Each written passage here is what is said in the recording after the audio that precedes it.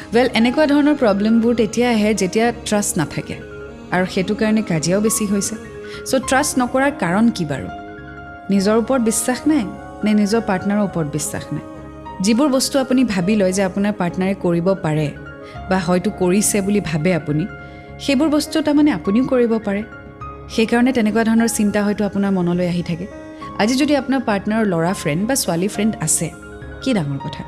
আপোনাৰো যদি ল'ৰা ফ্ৰেণ্ড বা ছোৱালী ফ্ৰেণ্ড আছে কি ডাঙৰ কথা যেটো সীমা বা যেটো লিমিট হেতুত থাকিলেই হ'ল যেদিনাখন সীমা চেৰাই যায় বা যেদিনাখন লিমিট ক্ৰছ কৰে আপোনাৰ পাৰ্টনাৰে সেইদিনা ফেচ টু ফেচ কথা পাতিব কিন্তু বিশ্বাসটো ৰাখিলেতো থাকিব ন